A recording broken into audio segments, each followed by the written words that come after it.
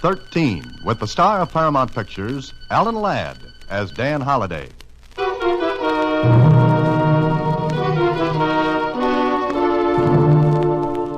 You driveling old idiot. What did you do with it? I'm not going to tell you. Carl, be careful. Shut up, Therese. We've got to find out what he did with that copybook.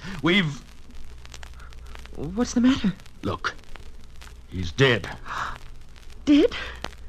You killed him. Don't be stupid. He just died. There's no one can prove anything. Just keep your mouth shut and help me find out what he did with the copybook.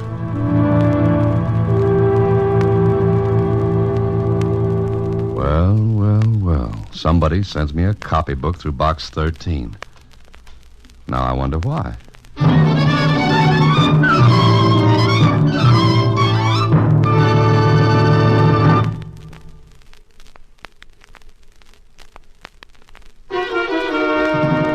And now, back to Box 13 and Dan Holliday's newest adventure, The Sad Night.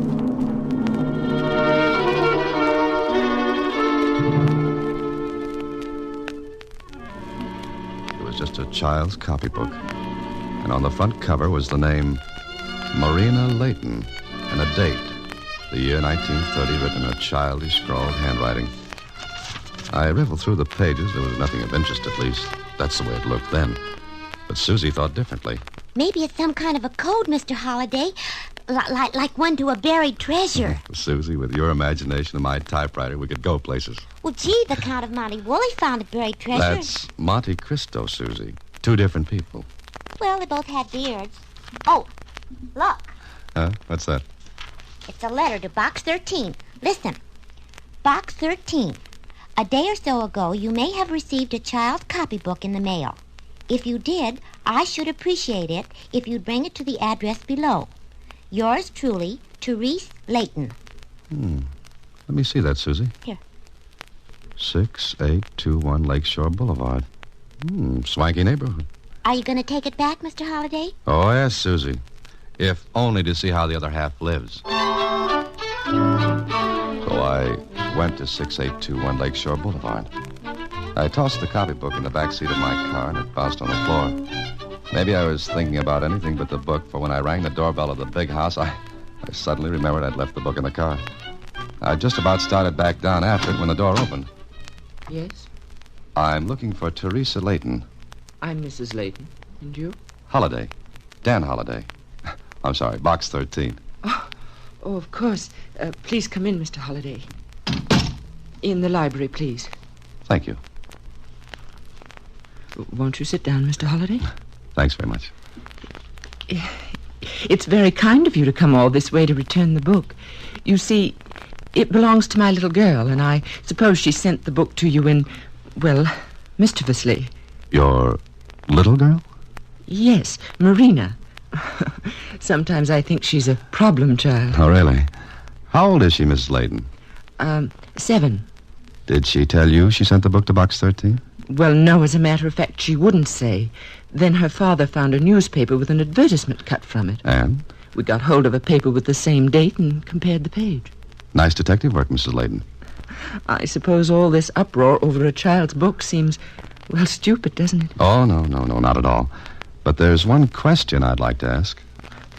Yes, Mr. Holliday? You say Marina's 7 years old? That's right. Why?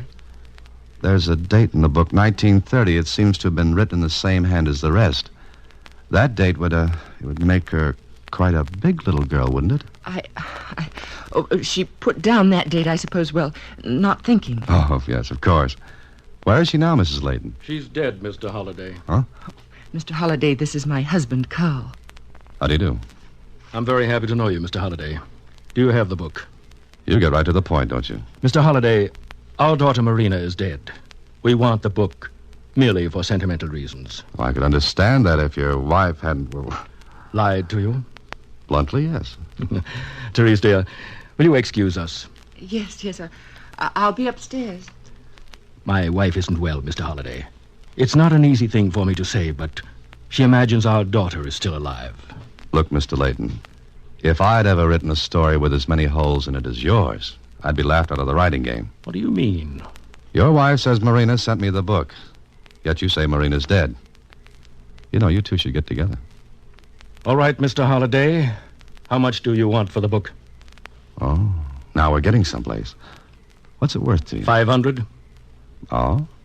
That's a lot of money for a child's copybook. You asked how much, and I told you. Now, may I have the book? I don't think so. It's worth nothing to you, Mr. Holliday. Believe me, it's worth absolutely nothing to you. All right, maybe I'm just curious. Tell me why you want the book, and maybe we'll do business. I can't tell you. Or you won't tell me. Is that it? I want that book. Now. I haven't got it with me. You're lying. All right, search me. I haven't got it with me. I forgot it. You're going to be difficult. Look, the book was sent to Box 13, obviously not by you, your wife, or your daughter. You found out it was sent when you traced my ad, right? All right, that means someone else sent it to me. I'll return the book when I find out who and why. Mr. Holliday, I'm going to get that book. All right. We'll play a game. Book. Who's got the book? Now, goodbye, Mr. Layton. Goodbye, Mr. Holliday. You can find your way out, I hope. I think so. Oh, anytime you want to tell me the reason behind all this, we may be able to do business. I think we'll do business, Mr. Holliday. Later.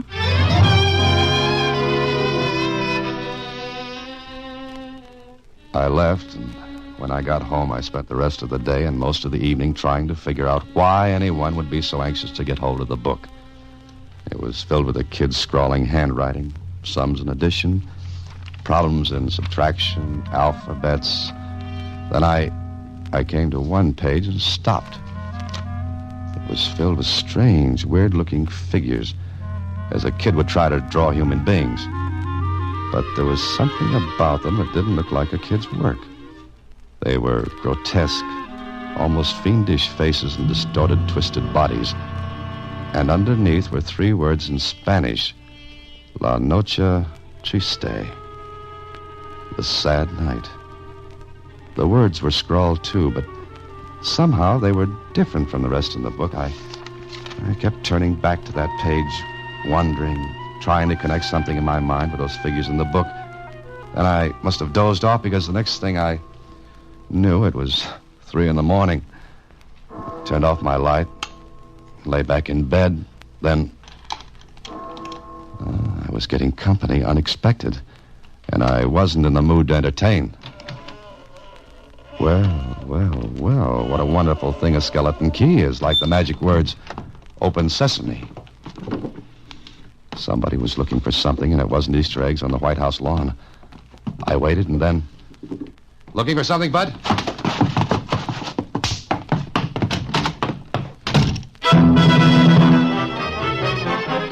Whoever it was didn't wait for the floor show. I turned on the light. Yeah. He'd grabbed the book, but he had left a knife behind. One that I picked up with a handkerchief. If there were fingerprints, it would introduce me to the gent. And Kling could do me that favor. Got any idea who it was, Holliday? No, I haven't, Kling. We had our waltz in the dark. Oh, it must have been romantic. Oh, yes, I was overcome. Look, can you get prints off that knife handle? Seems to me you could pick an easier way of meeting people. Oh, I like the hard way. It makes for lasting friendships. Look, did he try to knife you? Well, I don't think he was doing KP with it. Why was he after you? He wasn't. Oh, I see. He breaks in at 3 a.m. You surprise him, he pulls a knife on you. But he wasn't after you. It was just a social call, or maybe he was a visiting nurse. Kling, will you see about those prints? Yeah, if you'll prefer charges. Maybe, but more important, he took something I want back. What? A child's copybook. A child... You know, Holliday, the more I see of you and this Box 13 gimmick you run, the more I believe in elves and pixies. Why did you have a child's copybook? I'm learning to write. You're going to keep this all to yourself, huh? Till I find out what it's all about. Okay. Well, from what you say about the cookie who disturbed your Betty bar this morning, he might have a record. In that case, you can tell me who he is. You don't want me to pick him up? No, I'd rather have the pleasure. You see, he hung one on my chin. He hung one out here. All right. Come back in an hour.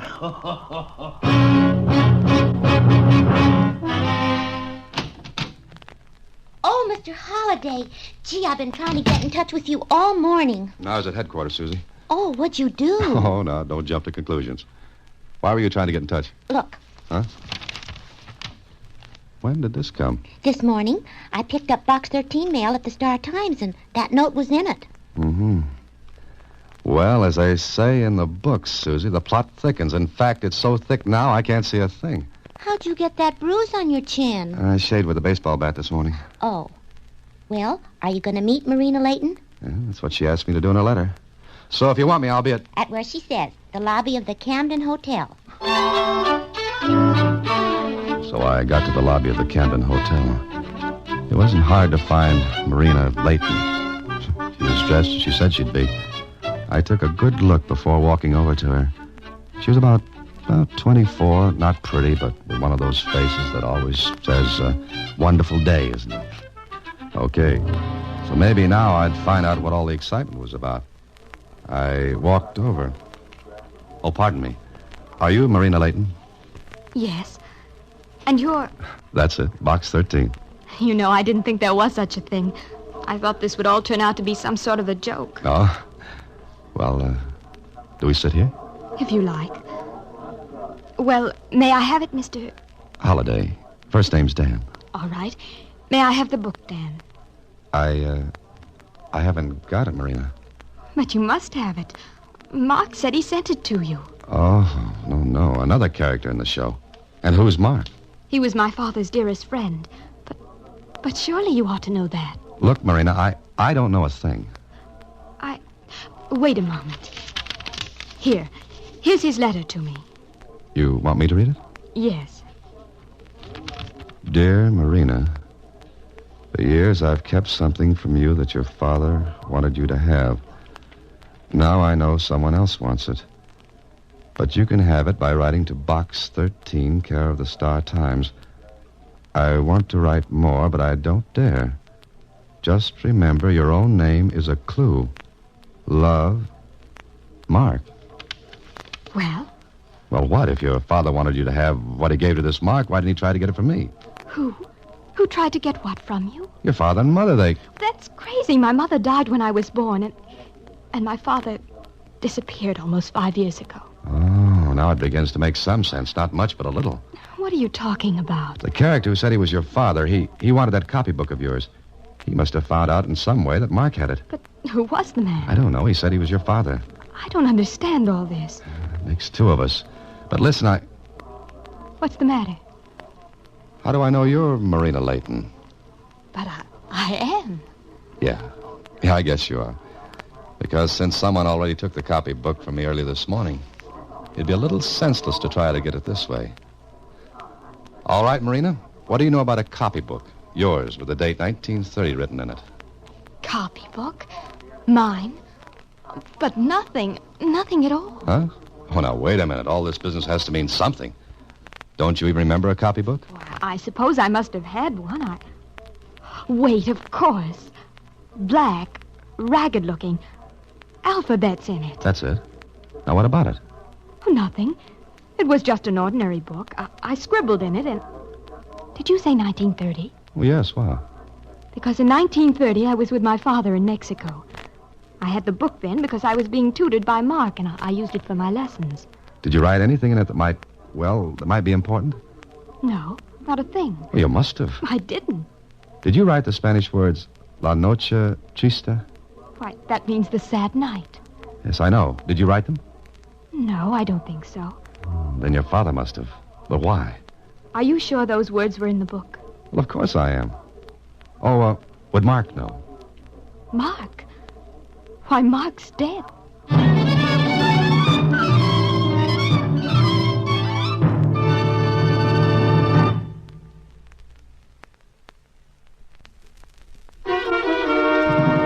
And now back to The Sad Night, another Box 13 adventure with Alan Ladd as Dan Holliday.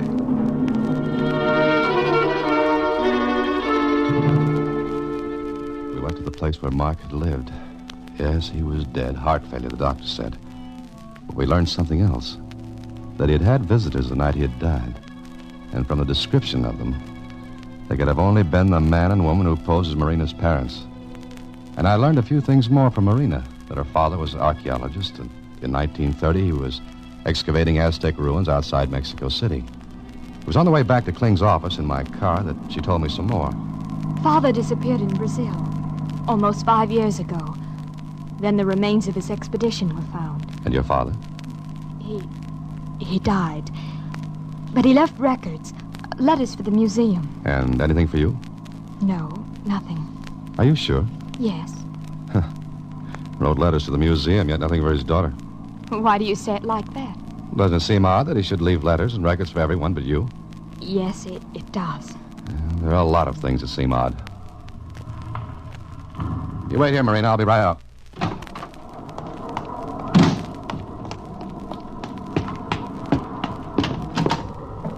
Well, Holiday, I'm just about to leave your office. Oh, what'd you find out?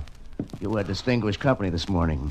Little George E. Garson, strong man, general hoodlum. Well, I didn't think it was Little Eva. Want me to pick him up? Yeah, I'd love your company.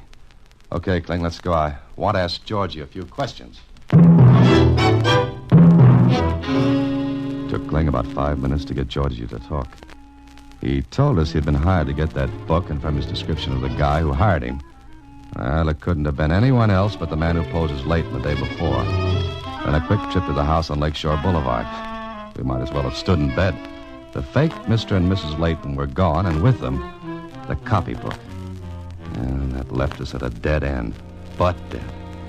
But at the morgue of the Star-Times, Marina and I learned something else. Uh-huh. I think we got lots of stuff on Albert Leighton. Trot it out, Jonesy. Yeah. He's the one who got himself lost in Brazil about 5 years ago, isn't he? Yeah, that's right. Yeah, here's a folder on him. News clips, photos. That's Dad. Look, who's this, Jonesy? Now, let me see. Oh, that's the guy who found Leighton, or what was left of the expedition. Name of Carl Bremer. Oh, Mr. Bremer and the gent who wanted that book are one and the same. Did you ever see Marina? Not that I remember. Where were you when your father went to Brazil? In school? And you didn't see him again after he left for Brazil? No. Jonesy. Uh-huh. You know a lot of things. What do the Spanish words La Noche Triste mean to you? Nothing except they mean the sad night. Is that all? Yeah, why? Because they mean more than that. Marina, can you get a sample of your father's handwriting? Oh, yes, of course. And I've got a hunch that Bremer and his wife are leaving for Mexico. Hey, Dan. Yeah? Look, this Leighton was an archaeologist. Why don't you go to the museum to find out about him? Good idea, Jonesy, thanks. But I've got a phone call to make first. If my hunch is correct, we've got to stop Bremer from getting to Mexico.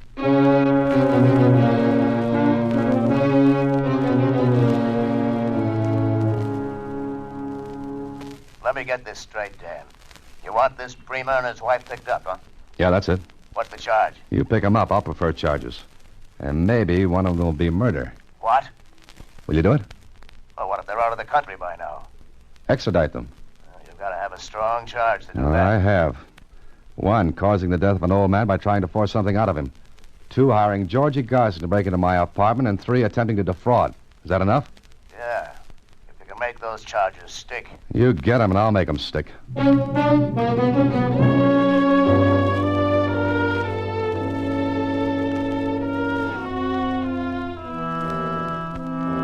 Marina got a sample of her father's handwriting. Is this what you wanted? You sure this is your father's handwriting? Of course. That's a letter from him, just before he left for the interior of Brazil. But the writing in the book, it was nothing like this. Well, maybe he didn't write it. He must have. Wait a minute. Mind if I write on the other side of this paper? No. Okay. Now watch. I'm right-handed. But suppose I write like this with my left hand. What's it look like? Just a scrawl. Sure, as a kid would write.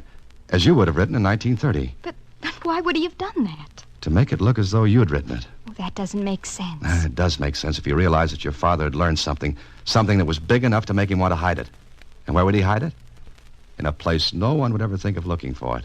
A kid's copybook. No, he kept his notebooks.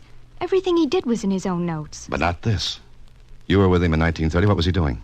Oh, I told you, working on the Aztec ruins outside of Mexico City. And what did he find? His findings were published. The museum has a full... the museum. What's the matter with me? Come on, Marina.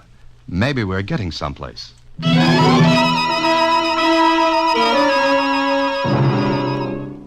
Yes, of course I know Albert Layton's work. He was a great man. The world has lost a genius, Miss Layton. Too bad. Look, Mr. Dougal, we want you to help us. I'll do my best. You said over the phone that it was important. Had something to do with our Mexican antiquities here at the museum. Yes, that's right. What did Professor Layton send here? Well, come in here, into the Aztec room. I remember all these things. Of course, everything isn't here. The Mexican museums were given their share, and... Oh, pardon me. Yeah? Look. What's the matter? Look on that far wall, those figures. Oh, yes. Well, they're only copies. Quite well done, of course. The original paintings were lost when the Spaniards destroyed the temples. The I hardly Aztecs listened were while the jealous curator and talked. warlike people. Because on the far wall were the same figures I'd seen in that copybook. The same grotesque, weird figures with their twisted bodies and savage faces. There were three of them. Their painted eyes looked out at us, seemed to accuse us. I turned to the curator. Mr. Dougal. Yes, Mr. Holliday. What are those figures? Well, they're Aztec gods. The one over here in the upper left is Quetzalcoatl, supreme god of the Aztecs. The one in the upper right is Huitzilopochtli. He's one of my favorites, a god of war. The one at the base of the triangle is Tlaloc, god of rain. Marina, those were the figures in your copybook, and they were above the words La Noche Triste. But why? Why should Dad have done that? Mr. Dougal, what is that triangle? Well, where each of those figures is painted was a temple long ago destroyed by the Spaniards under Cortez. In the center was one of the causeways that led to Tenochtitlan. That's today's Mexico City. It was over that causeway that the Spaniards made their escape on La Noche Triste. La Noche Triste. Look, sit down, Mr. Dougal. I want you to tell me a lot more. The curator talked for an hour. And what he told Marina and me all added up. The copybook, the figures of those old Aztec gods. Oh, Marina's father had something, all right. And he hid it in that copybook. No wonder Bremer wanted it. No wonder old Mark had kept it, and the whole thing made a story that went back over 400 years. A story of greed and bloodshed. One that reached out to touch me, Marina, old Mark, Bremer, all of us. Later in Kling's office, facing the Bremers, with Marina sitting there, too.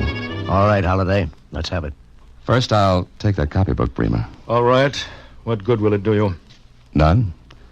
And it wouldn't have done you any good either. What do you mean? You caused the death of one man to get this. Another man, famous, respected, lost his head and tried to keep what he had found. But it wouldn't have done your father any good either, Marina. No, I know. What's the story, Dan? Well, it really begins, Kling, when Bremer found the remains of the Layton expedition in Brazil. He found letters, records. He brought some of them back with him, but some he didn't. That right, Bremer? You know everything. You tell it. Thank you, I will. One of the letters was to Marina. Marina, whose name is the same as the Indian girl who was Cortez's consort. That was the one you kept, Bremer. A letter telling Marina about the copybook and what it contained. All right. What is it, Holliday? Let's go back to July 1st, 1520, to Hernan Cortez and his army. The army that marched through Mexico and destroyed the Aztec Empire. That's got something to do with all this?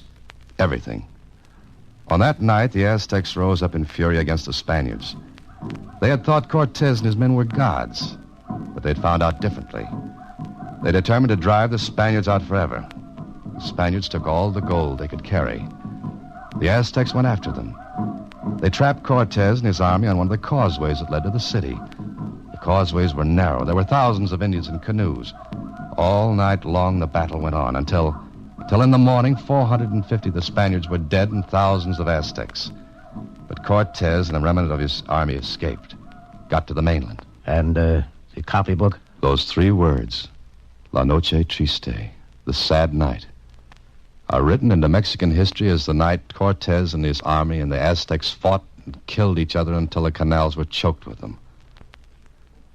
The gold the Spaniards took with them did them no good. They couldn't fight with it or eat it. So sobbing and screaming, they dumped the treasure into the waters of the canal, and it sank into the mud of the bottom. It's never been found. Marina's father thought he had located it. But look. Here's a map of modern Mexico City. where the causeways once ran. There are streets and houses. So you see, no one will ever find that gold. And maybe it's just as well. It's too red with blood to be of any use to anyone.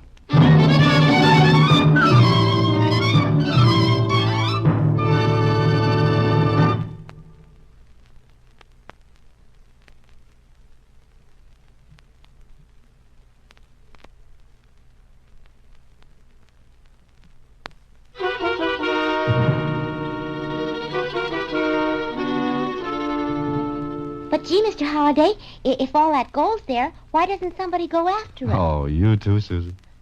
No, I guess not. But, tell me something, Mr. Holliday. What were the names of those Aztec gods? Winkin', blinkin', and nod. Good night, Susie.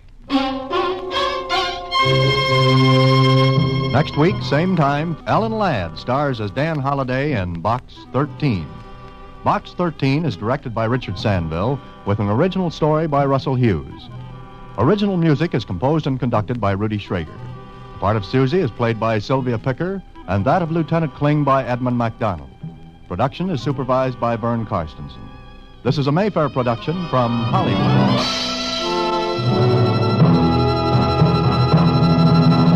Watch for Alan Ladd in his latest Paramount picture.